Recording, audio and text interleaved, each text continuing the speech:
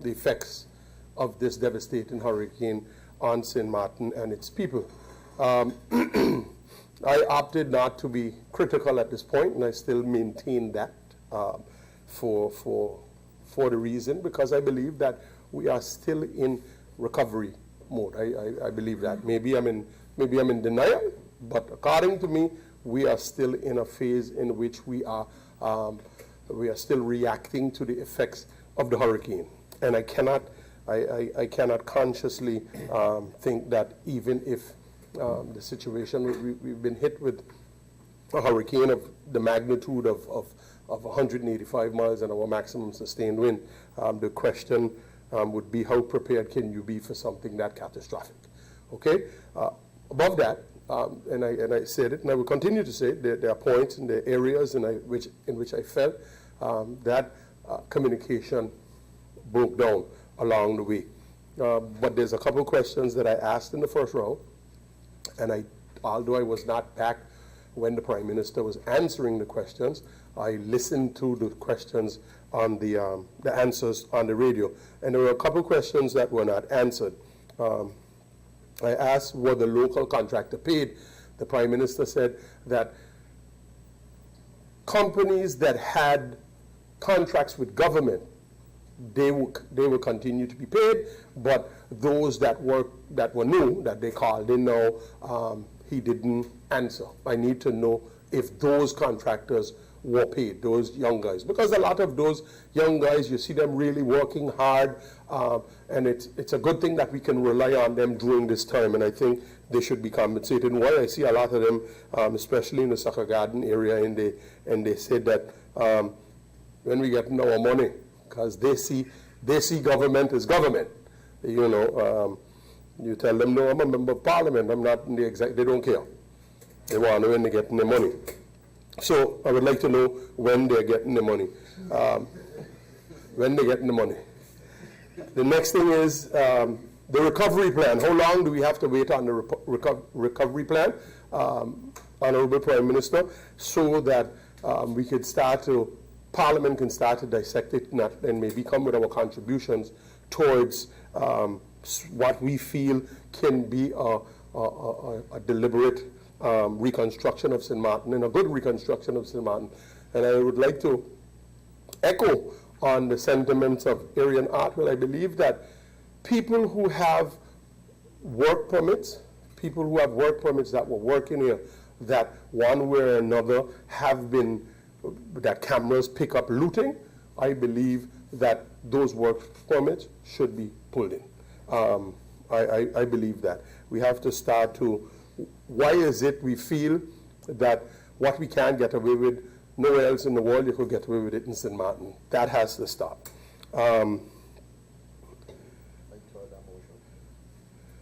There was another question I asked when I asked the Prime Minister, and he probably misunderstood the gist of the statement. I understand the curfew, and I asked, there were police beating people when they were found out after the curfew at like a bar, and I said, who gave the order?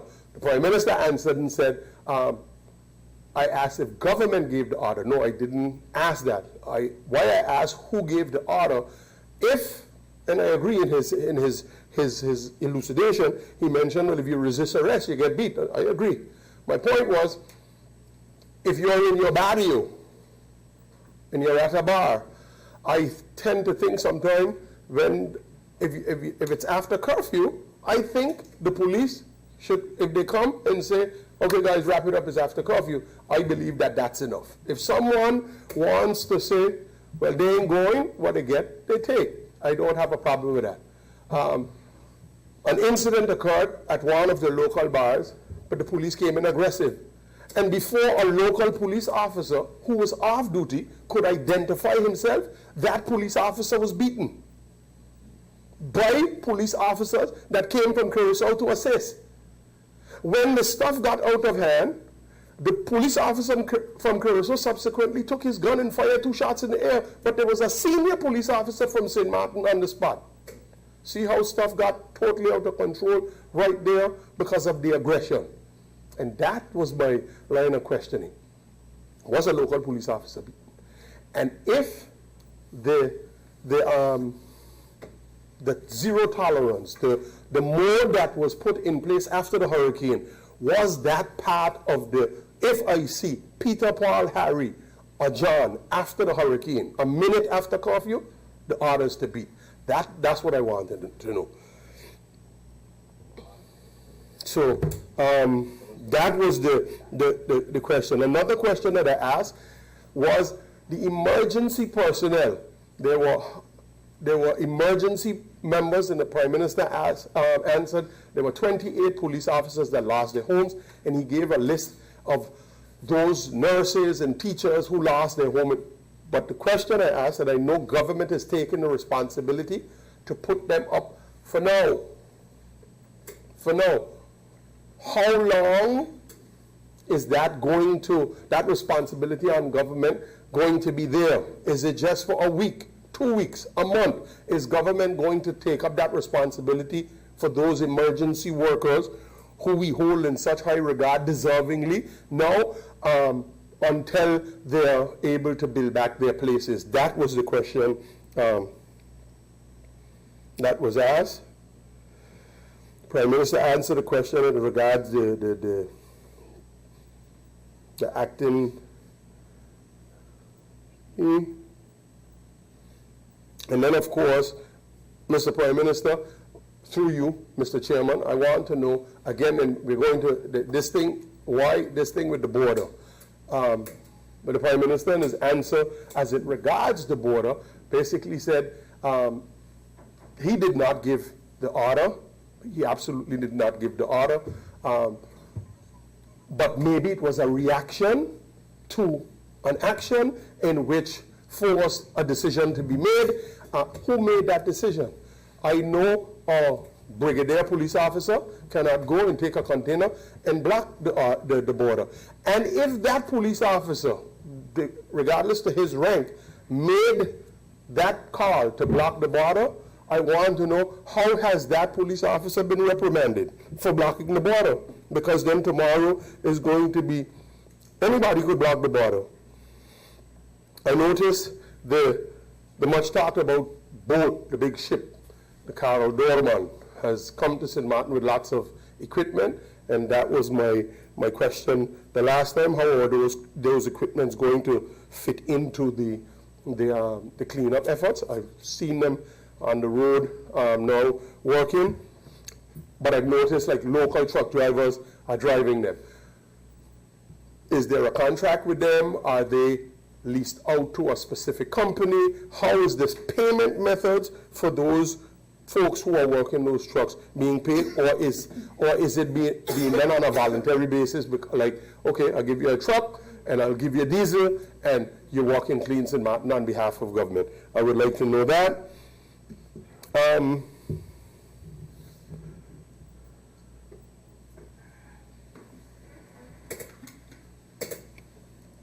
The Prime Minister also said that the largest food supplier was saved, you know, because the police were protecting, you know, they managed to save it, which is, I presume, I assume that it is Prime Distributors in Coal Bay.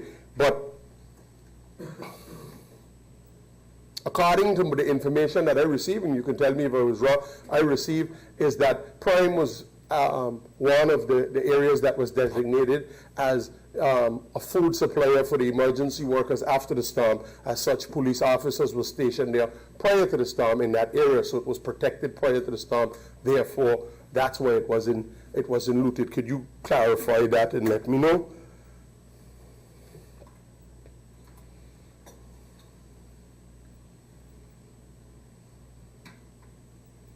And then I noticed a lot of police cars came on this boat. A lot of police cars. I want to know how long those police cars are going to be here. I want to know if they're going to stay, if the plans are that the police force, and why I'm asking this, slowly but surely, and I agree with my colleague as far as the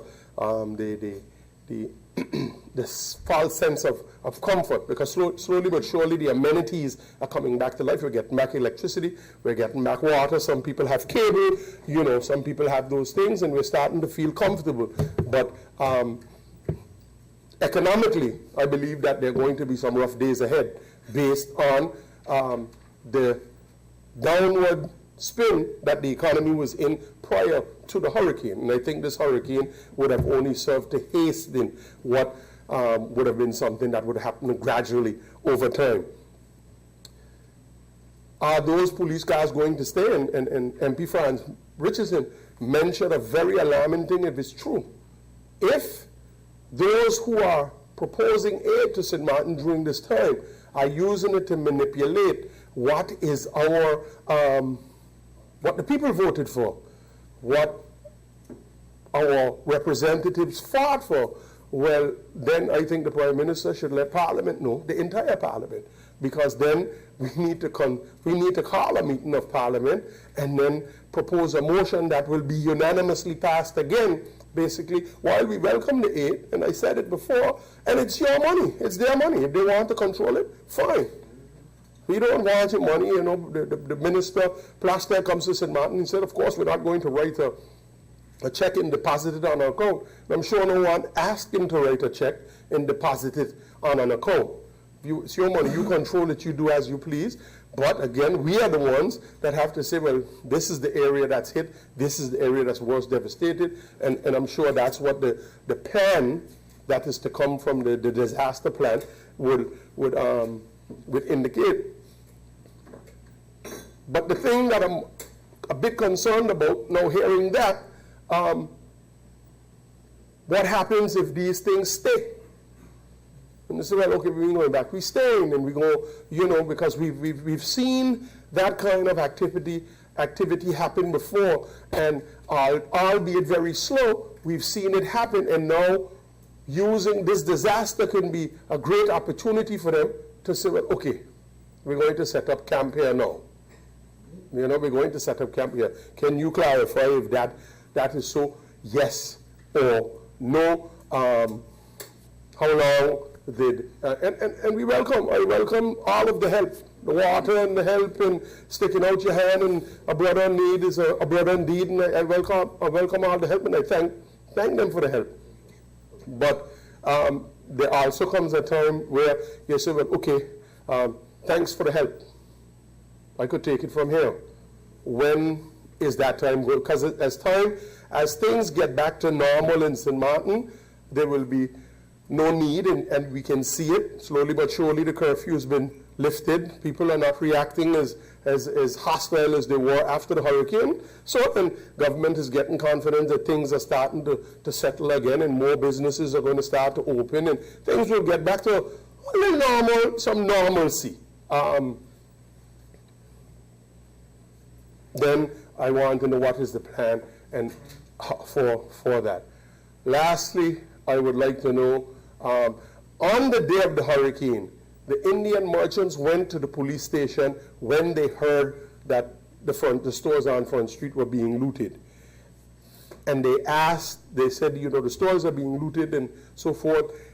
And a commanding officer at the police station told the Indian Merchants Association that is not a priority for the police now, which is fine, because I wasn't there and I wasn't in the situation. I would like to know what was the priority for the police at that time, considering that we were just out of the hurricane, things was devastated. I would like to know what the priority was for the police officers at that time.